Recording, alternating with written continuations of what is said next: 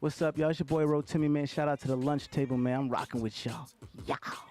Hey man, it's your boy Pan B Rock. Right now, you rocking with the lunch table the real way. Oh, yeah. What up, man? YBS Scholar checking in with the lunch table. You dig? If you don't eat, you die in the street. I'm chilling with the lunch table right now, man. I'm in search of food. If truth hurts, would you rather be hurt or fooled? Long as it's purposeful, it's never hard to find. With all this noise, I just pray that these thoughts of mine. What's your experience? And the things that have shaped you, I dare you to ask yourself, what do you bring to the table? So And let's that's real. talk about it. Let's talk about it. Let's talk about it. Discussing different plans to make all you understand we at the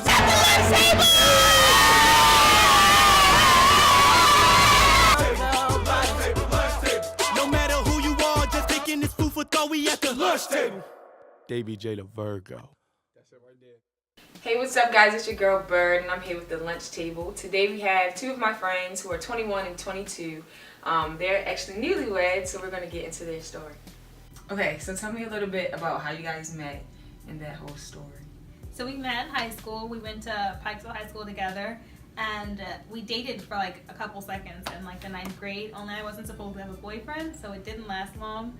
I remember him like asking me out in front of the whole football team, but like I don't really remember knowing him before he asked me out, and I was super shy, so I said yes. But then like it didn't last long, and we broke up right after. But I don't know if you did something to me afterwards or what, but I hated him. He just got on my nerves. Like just seeing him, I was like, oh, I gotta like find a different way to get to my class because he's there. And then She didn't like. We didn't barely like each other, but I had a crush on someone else. Yeah. Okay, so you guys were long distance. How was the long distance dating? It wasn't bad. I never really had a reason not to trust him, so I never felt like, oh my god, he's all the way at this different school with all these girls. Like, I never really not trusted him, so it wasn't bad. Remember like we used to like FaceTime all night. I learned how to, cause I stayed in the dorm room and we had those little tiny beds, so I learned how to like sleep around my laptop so it wouldn't fall if we would fall asleep on FaceTime. So there was just lots of FaceTimes and text messages, and he made it work until he came back. For me, it was a little more challenging than normal because I'm a guy. There's a lot of females on campus. There's a lot of temptation, but And I you're held an it there. athlete. Yeah, and I was an athlete. I ran track, so it definitely was. It wasn't that bad because. Plus, I was at an all-girls school, so Yeah. there were no guys around, so we didn't. There's no when you're in that cupcake stage. It's like all you want to do is just talk to that person, be around that person, like communicate with that person. So it wasn't that. So I know you guys were celibate throughout your relationship. Please tell the people about that. Well, we were celibate. A month after we was together. So y'all didn't start out celibate? Hold on, wait a second. Wait a second. Okay. So before I met him, I'd always said like, well, throughout high school, I wanted to remain a virgin until I was married. And then I met him, or we got back together, and things happened. And then when my mother found out that I was driving back and forth to Delaware, like she really fussed at me, and she's like, you've compromised your values and all that since you started dating him. And I was like, you know what, you're right. I mean, she didn't know about the sex, but she would have freaked out. But I can't tell you. but when she said that to me, I was like, you're right. Like I need to like reevaluate my life. And so that's when I decided to be celibate. And I was like, this is the journey that I'm gonna go through. Like if you want to do it with me, that's fine. But I'm not having sex anymore until I'm married. So. And how was that for you? Um, Like you had sex and then you couldn't have sex anymore? Yeah, it was a definite like a wing it type deal the first time because my prior relationship before that, it was all like sex. So like coming from that to like cold turkey. At first I asked myself, like we was going back, like it wasn't like I want to be celibate okay type thing. When we went back and forth, like we were kind of arguing and everything. So it's like, then I made that decision like, okay, cool, I guess. It's like she's more important than sex. So you gotta think of it like that, like what's more important? Like, so I definitely made that step. It wasn't a needs decision. And it was definitely tough, being in college freshman year. And it's like that's the time where it's like really like hectic as far as like a lot of females around and everything. So the temptation was really there at most but I've held through it. Like when I said okay, like I later like thought to myself like, what the heck do you just get yourself into? But I knew like at the end of the journey it would be well worth it. So I have so many questions. Like, okay, so as a male for you, like how did you get through that? Like how do you go from having sex to not having sex? Like how did you cope? Like what did you do? Prayer. Okay. Stay in the church, stay with people that was try to stay around people that can positivity, like try to stay with people that can, you know, build me up, and not the people that would be like, yo, come on, let's just go. And try to stay myself out of situations where that could potentially go wrong. So if I'm with a group of friends that's with a group of girls and I know they drinking and stuff like that, I'm like, I think guys, I'm gonna cut out a little early. Or if I'm, you know, it's more in your head than physical.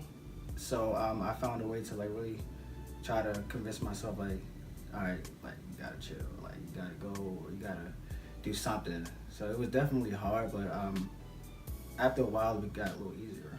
So yeah, I mean, but what advice would you give to girls that's trying to be celibate, but it's like hard? It's like you can say you want to do it, but then it's like I read the Bible and I'm like, that's not really helping. Like how do you do that? I mean, like it was really hard, and I think the hardest part for me was I felt like really down on myself, like I was judging myself, like I said I wanted to wait and then I didn't, and then trying to figure out like, well, what do I do next? Like I just had to change my mindset, change the way I was thinking. I had to forgive myself, and then I just had to really I had to set boundaries for myself. It wasn't like a switch that could be flipped. Like although we said we weren't gonna have sex until we were married and we didn't have sex, it wasn't easy. Okay. It was definitely a journey, and so it started in the beginning. It was a lot harder than it was towards the end, and I think it was just between, like, you had to know yourself and know what you can handle and know what situations are good and what situations are bad for you. So if your boy toy got to leave at 9 o'clock or 8 o'clock, make sure you leave at that time. Or when you feeling like it's a little, even like you feeling a little something, hey bro, you gotta go. Bro, we can't Netflix, chill, we can't do nothing, sit on one side of the couch. You know yourself. You gotta know yourself first. So once you know yourself and you know your boundaries and what can set you off, you gotta kind of like control that and like maintain yourself. And then always gotta let your partner know your full intentions, so they will understand, and then they won't waste your time trying to, you know, be in a situation, and then next thing you know they jump out and be like, oh, okay, I guess I don't want to do this anymore, and it wastes your time and your feelings. So like definitely, if you do meet someone, just tell them like offhand as you're getting to know them, like this is where I'm at with it. So you can either jump on a train or you can, you know, go ahead. And that in itself is really hard too, like building up the courage to tell somebody like, I don't want to have sex until I'm married. Like that, like even before I met him and I was a virgin, telling guys beforehand that I didn't want to do that until I was married was like really hard. Like I would struggle with telling guys like from the jump, or like waiting until like we knew each other a little bit better. Like that's tough. So I think it really takes courage and prayer, and just also having a good support system, like having people that can hold you accountable, having people that can like lift you up and talk you through it, I think is also really helpful. Okay. So Eddie, when you said, okay, I'm gonna commit to being celibate with you, you knew you wanted to marry her? Not that exact moment. Okay. Not that exact moment, but after a while I was like, yeah, I'm gonna marry her. I don't know when, but I'm gonna marry her. Cause that's just like a tough decision. You like, oh, I don't know if I'm gonna marry her, but all right, I'm gonna be celibate with her. Like, you have to like, I feel like as a guy, you have to know like this is who you want to be with for the rest of your life, right? And I knew like she was the one when I made that decision. You know, cause I know in me, I wouldn't have made that decision like my old self. I would have been like, all right, I'll go. But like when I made that decision, I thought back like, what? Like that really, I must really like this girl. Like she must really got me, and she got me. So yeah, it was 3 years. It was a long journey, definitely and it was tough. But nothing is impossible. So like there's people that have been celibate for 10 years plus, So if they can do it, yeah, if they can do it, then we can do it. You know. That's a good attitude. So it's definitely a tough journey, but you just gotta know yourself. So, work life and like financially, you guys are so young. I'm still trying to like provide for myself, and then y'all trying to like provide for each other. How does that work being so young? I think the biggest thing for us right now is just trying to finish school. So like, I'm myself not so focused on my job because I know it's not my forever job. It's just gonna like what's trying to help me make some money for right now. And so the big thing, like I said, the big thing is school, and we've talked about what we want to do after we work, after we graduate from school, and like the steps for that. Because he's supposed to graduate before I do, and so trying to manage all that. So like right now I work and I make good amount of money and she makes good amount of money. So and then like when we marry, put our money together, that's really helping us. We're not really struggling. We're not struggling right now. So it's like everything is fine as far as our finances. We just gotta learn to, because we're young. When you're young, you want to like do whatever you want with your money. You're still selfish with your money. So we just we just trying to learn to, you know, manage our money much better. So taking financial classes and stuff like that. And I'm in fact a finance major at school. So I kind of got like a 1-up already. So it's definitely, the finance part is not an issue. I think, well, maybe for you, I think the finance part has been like the biggest adjustment for me. Just like realizing like, look, this is not just your money now. Like thinking like, not necessarily having to check in with him before I make purchases, but like keeping in mind that like I have to like think about him when I buy stuff too. It's not just about me when it comes to money, and so I think that's just been the biggest adjustment for me. Trying to include him in my decision making when I buy stuff. Like I think it was either right before we got married or like right after I had to go to the store, and my hair is natural, so I had to buy a bunch of stuff. And so I ran out of like everything at the same time. You know, that's expensive. Yes. Oh my gosh, it's like $100. Exactly. That's pretty much about how much I spent. He was like, why didn't you just spend that much money on hair stuff? And so just trying to like explain to him like just the whole thing with my hair and then money and just all that. I think that's been like the biggest adjustment. I never had to be accountable to anybody about my money. So I'm still trying to adjust to that. Can you give the people 3 things that keeps your relationship going? I guess like 3 advice tips or advice for young couples. Just 3 things. I think the first and most important, honestly, is God. Like without Him and our relationship with Him, our relationship would be nowhere. So God, prayer, the Bible, like all of that, just staying in the Word and keeping your relationship centered around God. Because when you start to stray, that's when the problems come about. So that's my number 1. Number 2 will be try to keep a good support around you. A good support around you. Try to keep good positivity around you, and because if you have friends or family that's not on the same page or try to bring you down, you just gotta get rid of that negativity, and also like make sure you keep your relationship not like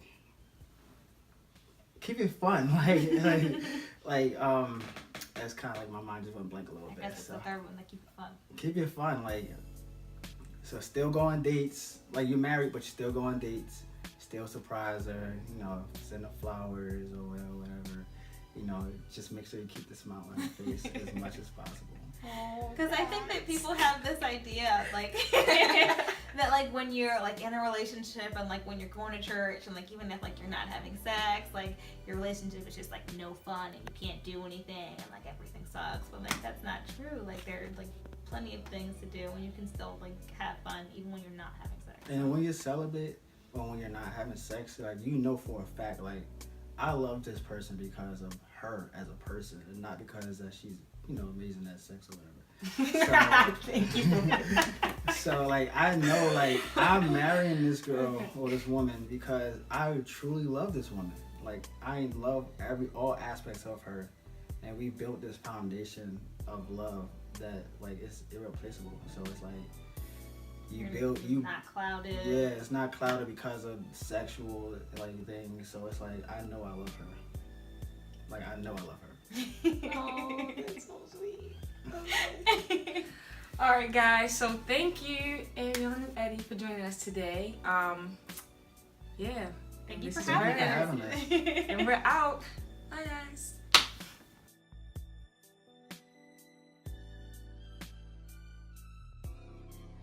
At the lunch table. Davy J the Virgo. That's it right there.